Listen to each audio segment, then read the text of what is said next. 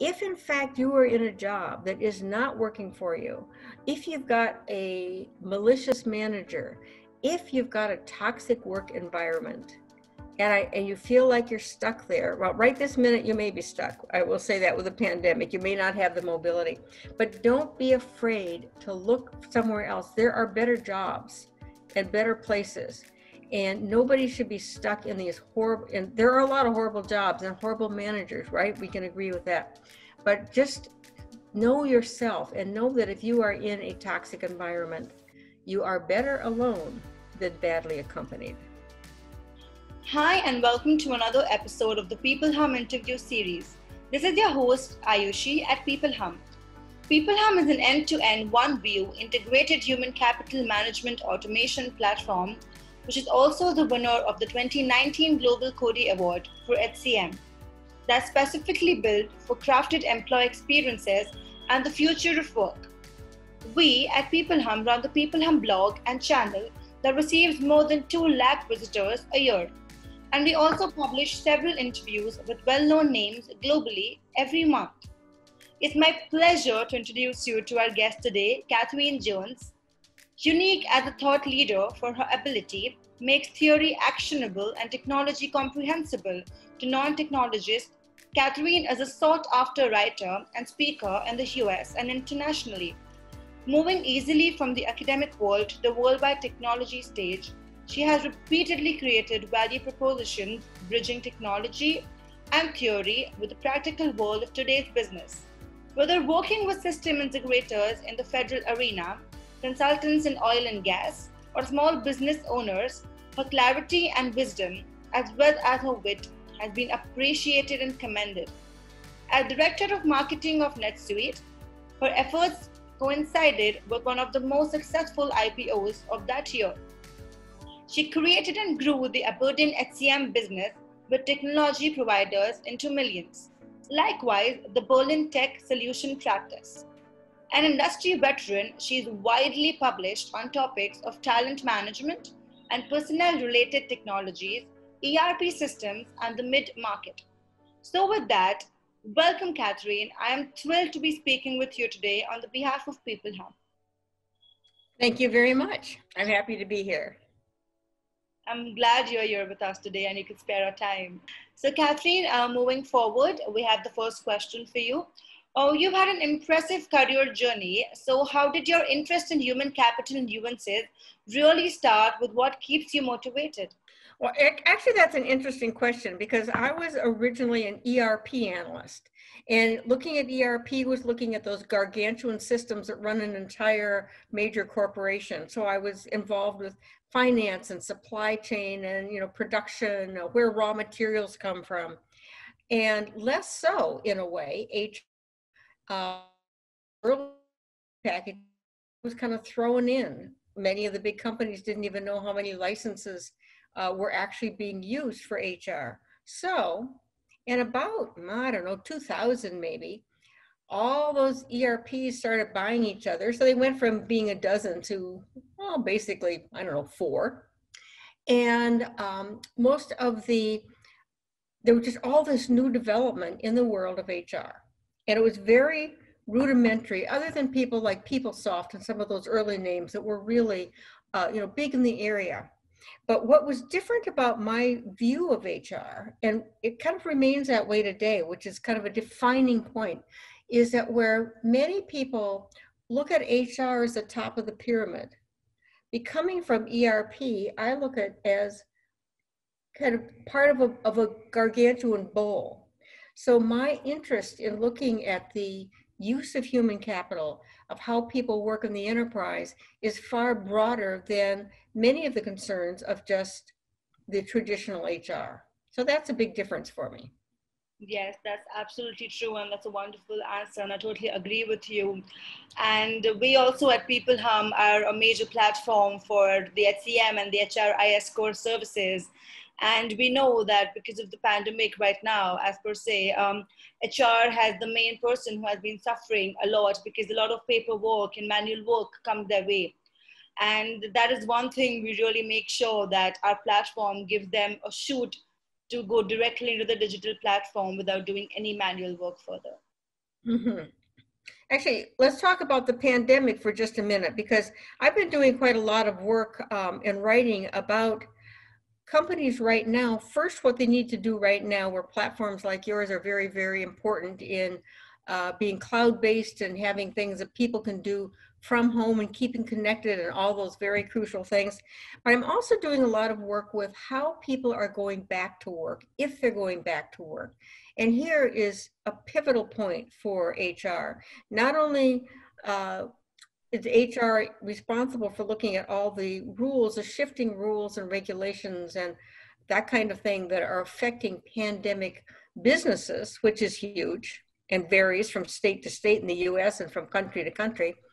How we look at making the workplace safe is a question in a way we've never had to do. This is way beyond OSHA and making sure you don't fall off your forklift. This is the idea of germs all over the place, and how and HR is responsible. We are the people who need to make sure that that workplace environment is safe and clean. So think of that. While people are looking at having to maybe furlough people, they've got to hire a whole different brand of cleaners. Yeah.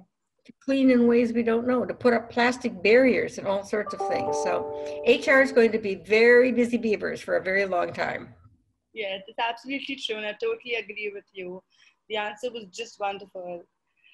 So moving on to the next question, Catherine, the HR world is quite complex and has many dimensions to it, as you know. So in your experience, what are some things that most organizations miss out as a vital aspect while they're thinking about HR? Well, actually, there's several. And this is an excellent question, because we rarely get a chance to say, this is what you should have done in a way that might be a proactive, this is what you should do. And there's several areas that HR has typically just not looked at as part of their bailiwick. So I'm going to go through maybe three of them. One of the first things is understanding change management. And this is really important. This is if you write one thing down, write down, we must do change management. And it's not a one-shot thing. It's not, okay, we're gonna have a change management workshop and then I'm done. It is not like that. Our industries, our businesses, work today is in constant flux. And we need to prepare our workforce to constantly be, and here's the hackneyed word, agile, to keep moving and changing. And that isn't easy. When we look at change management, there's several aspects we need to look at. Let's say you're bringing in a new platform, because that's usually one of the first places where HR goes, oh my God, this is different than what we did before. What do we do now? Let's make this platform do what we used to do so nobody has to change. And in one of the recent talks I did, I asked people how did they like change? And I said, oh yes, the audience, yep, we're into change. We were right there, modernization. And I said, do you like to change? Oh, no, not me. No, I'm not going to change, but I like them to change. So that is an attitude that basically underlies so much of, unfortunately, often are people within HR, because they've been hired to recruit, to do performance management, to work on succession. And those things seem cut and dry to them. And they are, in fact, areas of change. And those people need to be agile. The rest of the organization may be much more agile or not. And that's where anytime you're working with big programs, you've got to be able to address that. Now, another area that people need to be a little more cognizant of is, let's see, how best to think about this. When we're looking at cloud implementations, we kind of forget staffing. And I'm going to talk about, this is a people problem. And this is something that, in a way, all of us as vendors have done a disservice. So when we put in a new cloud implementation for somebody, one of the things that happens is there's all these beautiful upgrades, and they come along often every quarter. I worked for a company once where, man, you might get new stuff every weekend. And that was in the early days of the cloud. Now it's like, oh, we can't do that to people. But what happens is that we see a lot of effort going into the planning of the new implementation, getting the people together to figure out what we want to do and the sequence of it, which is very important. Then we look at the actual physical implementation, ta-da, it's done. And then in one case, the team that did all of that work was dissipated. And then what happens? So this goes back to that continual change, doesn't it? It's the staffing for, on one hand, the physical implementation that goes on, and the constant change that is coming and to be managed. And the goodness is in the change. That's why you bought a cloud program, because you're going to be up to date. You're going to get new technology. You're going to get innovation. That's what you want. But you got to plan for it. And in so many cases, the thing that we as vendors did not tell them was that you need a staff to keep managing that. And you need governance. I love that word because it's often very lacking. Along with your change management, I'm after you companies on governance. So with governance, what I mean is somebody needs to look at what's coming down the pike and say, okay, we need this and we need it now. Or, well, this is a big hunk to implement and to figure out how to use, so we're going to put it over here and then we'll address it later. Okay, now this is what happens. And I love this story. This was from a study I did last year, where one of the woman who was in charge of a great big implementation said, oh, and it's just like Christmas. Every quarter we get all these wonderful things, and it's like getting a package all wrapped up with a pretty bow, but we don't have the staff or time to do anything with it. So we take the package and we put it in the closet. And then more packages come and they're all in the closet. And now we have a closet full of beautifully wrapped packages. We have no idea what's in them. We've forgotten what package is what. We don't know. We have no criteria for figuring out the order of going back and looking at these things, and we have no people to do it. So it's very important with your cloud implementation to have somebody who's in charge of getting the things in, because it's easy to do, well, this is an easy implementation, we'll turn that on, but it might be the wrong thing. To use the same degree of critical thinking to look at the, the content, the functions, and what they will do and how they will change how people need to address them. And those are two things that work together that are an absolutely fatal flaw in the way people are looking at major cloud implementations and getting their environment to work today. But there's another issue that's totally just the people related. And we see this, I think now, particularly with the pandemic in many places, and that is the adverse effect on women, on minorities, and working in the workplace.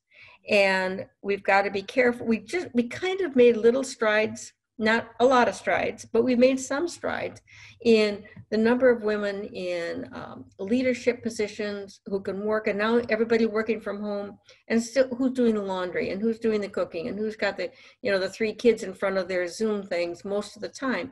And we've got to make sure as HR professionals that we are cognizant of the need to keep those people employed, get them back when we can, help them understand that, if every kid is on a Zoom call at 9 in the morning and you've got 3 or 4 of them, that your Zoom quality may not be quite up to snuff for your staff meeting. Put it at 5 o'clock and have cocktails. I don't know. But, some things, accommodations need to be made right now, or we're going to lose the women in the workforce that we've just fought so hard to get there. And the same way with a lot of our diverse population. So that is an HR concern that only HR can address, and cannot go to the back burner. Yes, that's absolutely true, and that's a wonderful explanation. And I think I'm going to draw a lot of insights from that, because what you said was so inspiring. And yeah, I totally agree that the women in business are really important, and they have to be managed in every manner, because they have so much to manage at home. And at some places, I think woman is the sole maker of the house. So if she loses her job and she cannot manage house as well, it gets very difficult for her to do. Well, and look at the pandemic right now. The countries that are doing best are all managed by women. So let just be that be a lesson to a lot of people. You want to run things right, you got to get a woman to do it. Totally. That's amazing. So, Catherine, moving forward, I would like to ask you that in this recent pandemic scenario, there are a lot of organizations which are undergoing digital transformation and are investing in HR tech. So, what in particular do you think they must look out for in a human capital management system before they are making any buying decision? Okay, so first let's look at the history right now. Over the course of the pandemic, the major ERPs like yourself have seen more implementations gone live than in the past per a specific period of time. Companies like Oracle and SAP and some of those guys. And one of the things that's interesting is that maybe because everybody is at home and buckled down, maybe there's less distraction in working at home in some cases for those kinds of activities. So that's been a very positive note where we thought maybe they would lag. Now, a major study was just announced at HR Tech yesterday from noted researcher Stacey Harris that said that HR people looking at funding for the next year for HR was dropping a lot and dropping because of the reason was the pandemic, that they were looking at, pulling back things. And doesn't that always happen? It's always HR that gets cut. And right now, when training is hot, has been in the past one of the areas that gets cut first is the training budget out of, and right now that would be the worst thing. So if they're going to cut something, let's not cut training, and let's re-look at that. Training needs a total reset in the organization. And I'll get back to the rest of HR in part of your question, but this is again something that is absolutely critical. And that is, we're looking at a time where we talked about reskilling, but it's not really it's like new skilling. It's not just upskilling what you have, it's new skilling. And we've got a good opportunity to make sure people can learn. Their kids are home learning. For Pete's sakes, get the adults to learn things too. Because the workforce will be different. The workforce of the future is not, your grandpa's workforce. I'm not sure my grandpa had a workforce. I don't know what it was like then. But, and so we've got to look at training in the flow of work, in a way. So when you need to know it when you know it right that minute, and then you've got to learn it and then use it. And that's the easiest way to learn. It's like, remember when you learned how to ride a bike and your mom took those little wheels off, and now you're in the driveway and she's going to give you a push and you're going to ride that bike maybe, and you're going to fall off. And she goes, pedal, pedal. You learn to pedal really, really fast in order to keep that bike up, right? And it's exactly what we need to do right now when we're looking at the return to work, at the effect of the pandemic and the role. I think that in a dearth of quality coming out of the educational systems, at least in the US, our public schools have been hard hit for funding. They're cutting things like, STEM work and that kind of stuff. So universities do their best, but they're hit too. It's going to be incumbent on businesses to do several things that they haven't done in the past, or when they have done them, they've done them sporadically. One is to support the schools in the neighborhoods from which they get workers. There's a case on the Oracle campus. Larry Ellison built a high school, a STEM high school. I went in it. It is fascinating. It is not like any school you've ever seen.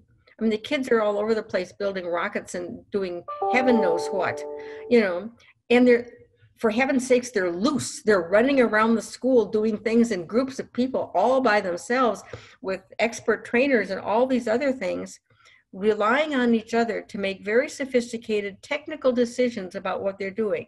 And you know what? They're up to it. They're smart kids, give them tools, give them instructions, but they don't need to sit in a classroom listening to somebody pontificate all day. However, the main point is that universities can't we have that 4-year gap. Takes a long time to get kids out, and sometimes they're still not prepared, and the pandemic is going to make that worse. Our quality of education worldwide is going to drop. I guarantee it, for a while, until we figure this out again. But companies are in this unique position to, one, help those organizations that need it, to foster maybe an engineering course in their local university, fund a professor, whatever, but to offer those same things in the organization, within the organization. Now, when I was first beginning in high tech, they used to have the concept of their own universities, because people coming out of computer science courses, programs as MBAs or whatever, still didn't know what they needed to know to do high tech at the time. And there was a really good reason for that, in that all of these companies way back when were very proprietary. So you had to learn what the company sold. It was always different than something else. So you had to learn a whole bunch of stuff that you don't need to learn anymore, but because you can learn it in school. So that's a good thing. But there was still this concept of the university being responsible, or the companies being responsible for upping the education of their new hires. And we've got to go do that again. Consider yourself the peopleHum University of the future. That's wonderful. And yeah, I totally agree. So peopleHum also, when it comes to onboarding, it always wants its clients and its employees to always have the best and the latest upskill as possible.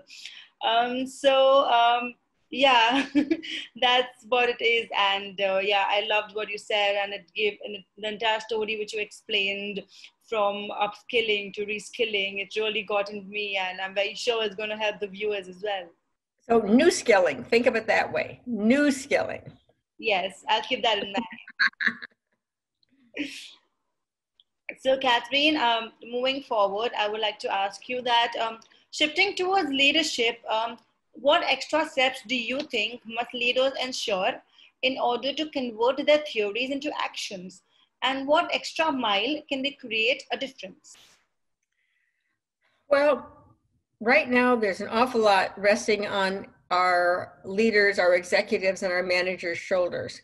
And I think for the most part, many of them are doing a good job, because look, at all of a sudden your workforce that you had a staff meeting with every Friday is at home on Zoom, and the need for touch points and reaching out and making sure everybody's okay.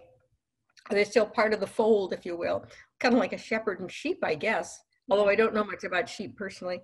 I think that's how sheep work. And that's really important. So what that means for those leaders, one is a real need for empathy.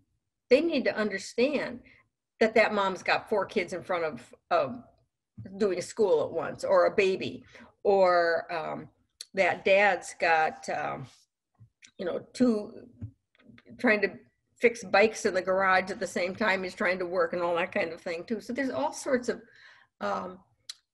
new skills that are being demanded of leaders in the remote environment. And I think this move to remoteness, because it's worked so well, productivity in most cases has not dropped, especially in the knowledge worker environment, which is where many of us are.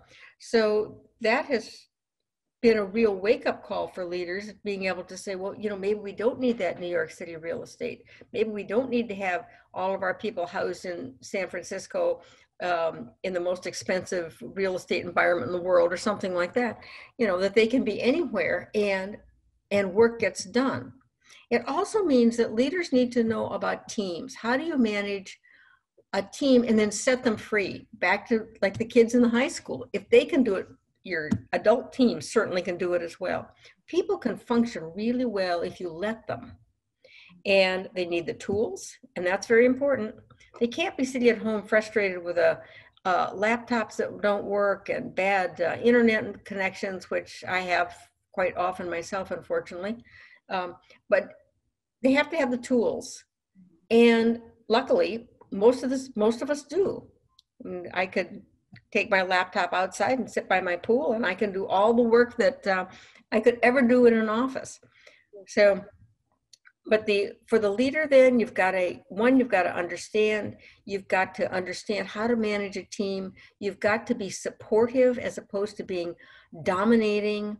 And then in the future, I think we may well see a flattening of organizations. We've talked about this before as we go from huge hierarchies to a flatter organization. And in many cases, I think that we see kind of a rise of flattening again, except in some specific work environments like China, where Chinese workers like to see very small incremental steps with salary changes and title changes, and lots of them, where the rest of the world is kind of flattening and more of like, yeah, I'll work on this team for a while, and then eventually layers will change.